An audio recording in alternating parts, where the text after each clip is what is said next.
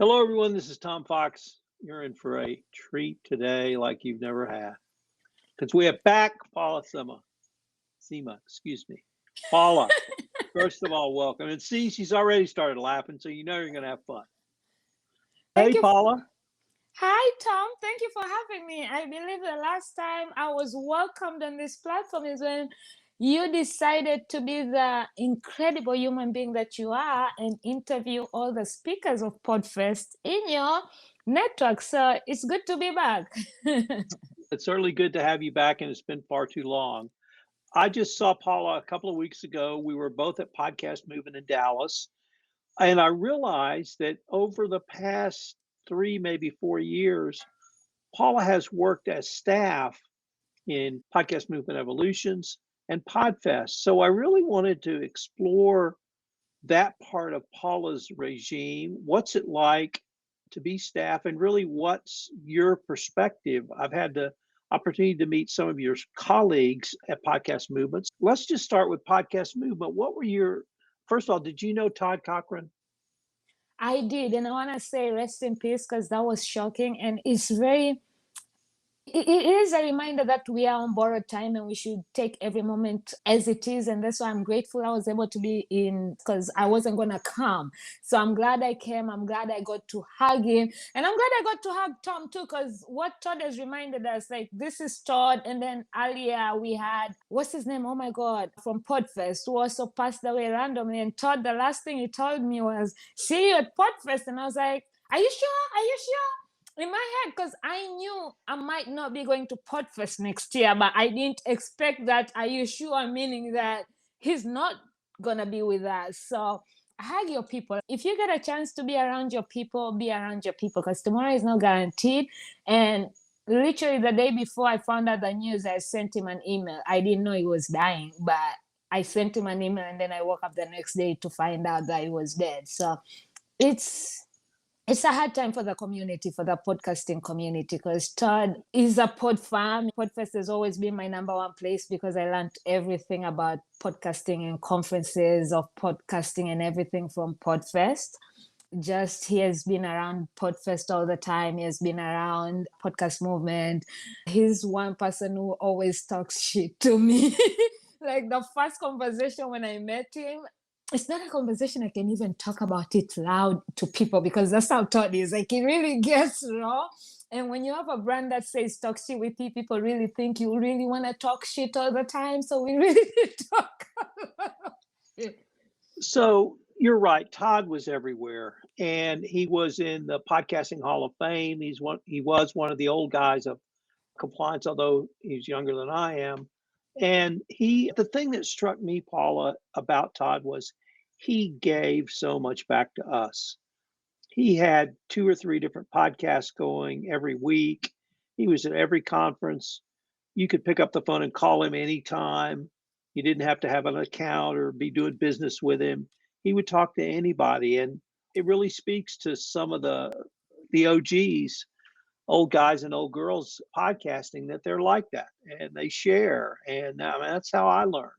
I learned from people like Todd. I learned from people like Chris Krimitsos, and they communicated to people like you and me, you got to give back to your community because we may not be around here one day, and you're going to be the ones that people are looking up to. So he was a Oh my great role God, model. that's such Yeah. a those are such hard shoes to fill. Because even Tom, I believe I'm glad that I got to even give you a little bit of your flowers this year, and that's why I'm very big about giving people their flowers while they're still alive, because you never know.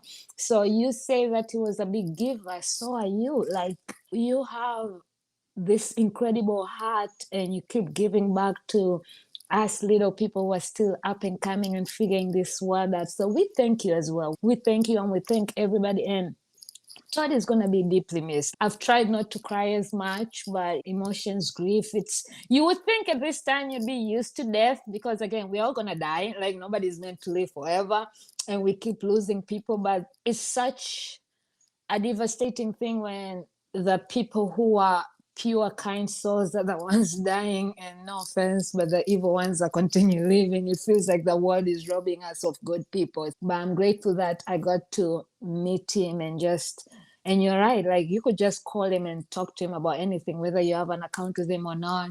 And I liked how he was willing to push, like he would really push you. Sometimes I get so angry, man, and I'm like, why are we even doing this? But in a way, in a sense, it's pushing you to challenge yourself. And I like that. I like people who are willing to challenge us in the sense that we end up challenging ourselves. So I'm grateful that I'm in good company, and you as well, Tom. I just want to say I'm very grateful for you, and I'm glad that I got to see you a few weeks. And every time I got to see you around, I'll just run to you and hug you, even if I saw you 5, 10 minutes ago. So when Paula says she runs and hugs you, she doesn't run and hug you. She runs and jumps on you and gives you a full body hug. And she's better at it today, but she always calls me Tom Fox. Tom Fox, Tom Fox, Tom Fox. Yeah, I told my wife, I said, yeah, she's one of the few that calls me Tom Fox. So I always Because say it's such a Paula. cool name. Like you have your first and last name are all 3 letters, like Tom Fox. And I think there was a book when I was a kid, which was a Mr. Fox, and the owner was Tom. So it kind of brings me back to my childhood memories, and maybe that's why I connect with you.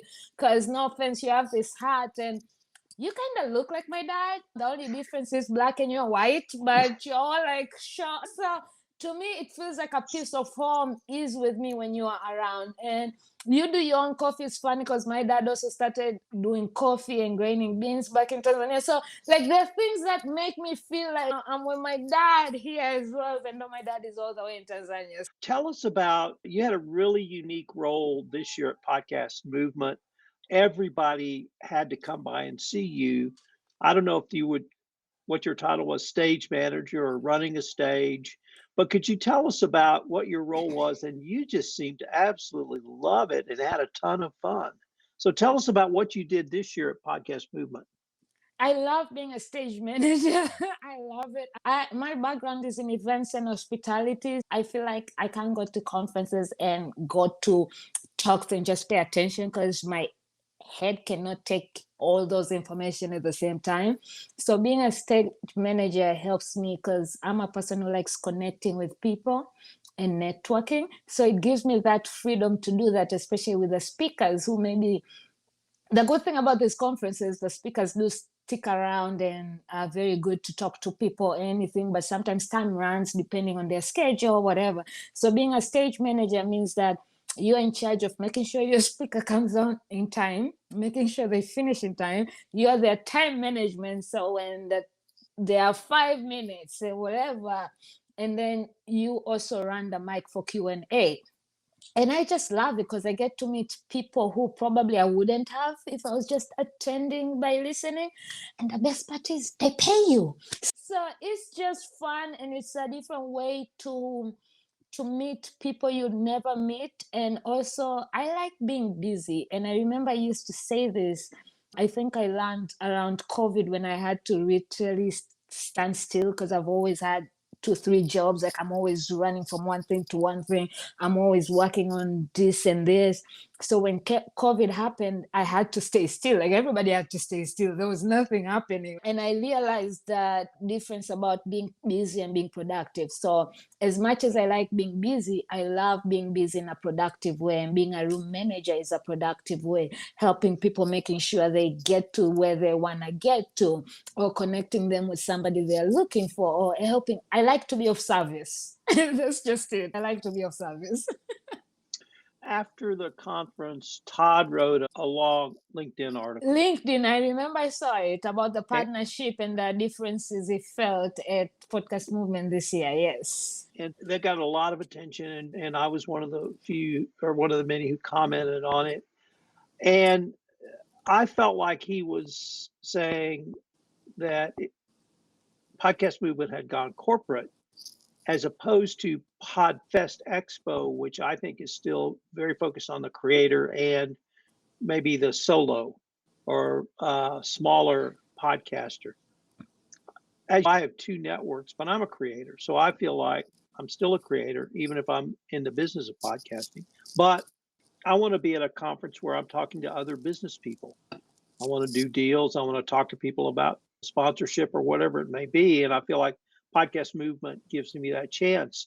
But what, from your perspective, how would you assess this year's podcast movement? To be honest, again, last year in DC was my first podcast movement. So I'm still a newbie at podcast movement compared to PodFest, which I've been attending since 2021. But you're right, like one of the reasons, like even when I used to ask people what's the difference between PodFest and podcast movement, they were like, PodFest is really catered to indie creators. And it feels like a family, like you're going home for Thanksgiving or something. Right. And then podcast movement is very catered to corporate. Once you are ready to take your podcast to a different level and that sort. And the partnership did bring a lot of conversations on LinkedIn, especially in the Black communities, in the women as well. Because again, when you look at the partnership, and I actually photobombed that picture when they took their announcement photo. You will see there's one which they really liked, and there's little black short girl with braids, which I had blonde and orange braids with a tongue out on the picture, and it's very funny. But I was giving you color because it's all old white men. Like, no offense, but there was no women, there was no people of color or anything. So people worried about that. Like, it really is going very corporate, because the people who are up there making these decisions, are they really making decisions for also independent? Because how do you understand how independent is going to? Because you guys are on a very different level right now, which is, I went to the Ambies this year for the first time in Chicago, and I was like, oh, maybe this is why I don't even feel like applying for the Ambies, because you're fighting with everybody who was getting an award on the stage was thanking their team. Like, they have a whole team. I'm the only team I have. So that, I could understand people's discussions on that. And I like that people are having open discussions. Tom Webster was also in there willing to answer, to have these conversations and discuss further. So maybe there is hope if they're willing to hear. But again, I do feel like, especially this year compared to last year, I feel like it felt smaller. Like a lot of people, there were not a lot of people like last year in DC. And we were both there in Chicago as well. But everybody says, because it was my first Evolution, so everybody does say that Evolution is very few people. But one thing I noticed in Evolution is most people were leaving after their talk. Again, these are corporate people, right? So they do not have time to hang around for all 3-4 days and talk to people as much as they would want. I feel like either because also the economy right now, these tickets are not cheap, and podcast movement does the events in very expensive hotels. Not everybody can afford to attend, even though they do end up giving out free tickets, but you're giving out them very late for people to even plan their travels to be there. So I think overall, I feel like this year was fewer people, and even the discussions, everybody felt like a little bit worried about where podcast movement might be going. People are excited to see how next year, especially since it's going to New York. Some people have bad feelings about it being in New York, because some people are excited about San Diego. I feel like San Diego would have been much better. New York feels busy already, so I don't know how that will work. But it's interesting, and that's the thing about life and even podcasting. It's constantly evolving, right? And you gotta ride the changes. So I'm curious to see how that continues, but I'm worried for not only them, like for the podcasting community, to be honest, especially the independent ones. Let's maybe then focus on PodFest Expo, because I think we both love that conference. I tell people it's home. PodFest Expo is home. I can't remember which year, but it was the first one after the pandemic, and I went up on stage, and the person that was in front of me was a Black transgender from Chicago. And I went up and put my arm around him, and I said, "This is what PodFest Expo is all about. I'm a white corporate lawyer, and she's not." And to me, that was the perfect example of what the family that Chris and Katie Krimitsos have created. And you're absolutely right. And I tell people, you go once, you're part of the family. It doesn't matter how many times you go, you're a part of it. And I don't know how they've maintained that, but they have. And it, I think, is a very conscious decision. And I feel every year I go, my family increases. So true. And it's just incredible. And the quality of the presentations are just as strong as podcast movement. Many times it's the same people, but there's also a wide variety of others. And so in terms of, I guess my response to Todd is, hey, I go to both. Now I'm in the position where I can afford both, but I learn from both. It's one of the things that I remember the first one I went to, I sat down at a table and there were some young guys there, and it turned out they were in college and they'd gotten pay it forward tickets. And that's how I got involved with Pay It Forward. So I told Chris, I want to be involved. This is the energy level they brought was a lot more than mine. And it was just infectious. And so it's, and Chris tells the stories of, I think it was a taxi driver got a ticket and started a podcast because of the Pay It Forward program, and just several people who couldn't otherwise attend, he was able to get them tickets. And so that's, it's really a program that's helped a lot of people and brought so many more voices into our community. How do you feel about PodFest Expo?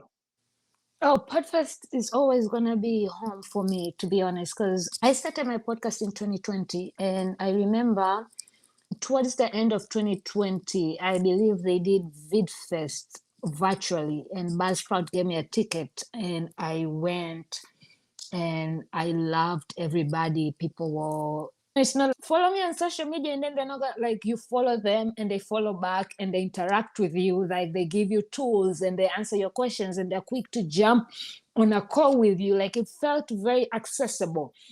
And I remember in 2021, I ended up applying to be a speaker for a case study speaking when they did their virtual one. And in my head, I was trying to be comfortable with the word no, because I was still new in podcasting. I was like, I need to learn that not everybody's going to give me opportunities or say yes, especially being new. So I wanted to be comfortable with no. But then I got accepted. So PodFest has given me my first with everything. Then I went in person for the first time in 2022 because I couldn't go to 2021 when they did the small one in Tampa towards the end of the year.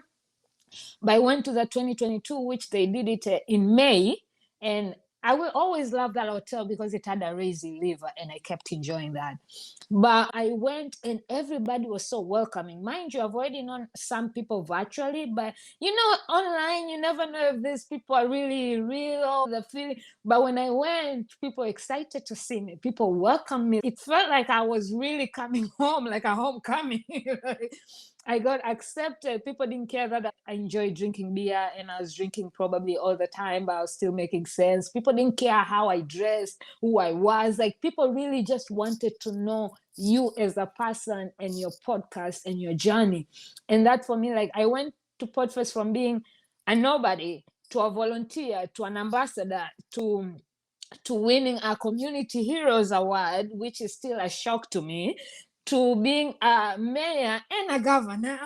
But Chris has created a community where you go once, the next time you don't feel like you're new anymore. Like you only knew the first day you enter those buildings. After the first day, you're no longer new. You are just part of the family, and people welcoming. People just want to help. People want to, even if you're standing alone, just to have a break because it can get exhausting and you're like, let me just, but people come to you, why are you alone? Let's go. And you're like, no, I'm being alone by purpose. Take a break. At PodFest, if I look like I'm losing energy or I'm sad, people coming to me, who pissed you off?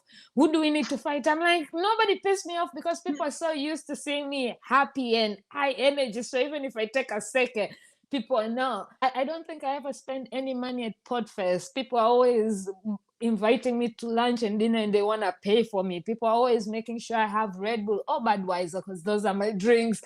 People just, I told Chris, I was like, I will go to every other conference because I'm a person who wants to see and try different places. Like you have to, you can't just take somebody's word because everybody's experience is going to be different depending on how they they take on the experience. But then I'm like, PodFest is just when you're going home for Thanksgiving, but with all your family that you love.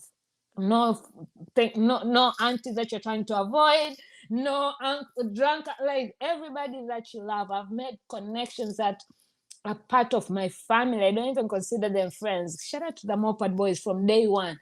Shout out to Jen. Shout out to you, Tom Fox. Like every time I see you, even in other conferences, you get excited. You bring me coffee. Like now, people, you remember you gave me that whole bag, and then because I told people how much your coffee is good, everybody started hunting me down. No, Tom Fox gave you coffee. We want to share. I'm like, no, this is all for me.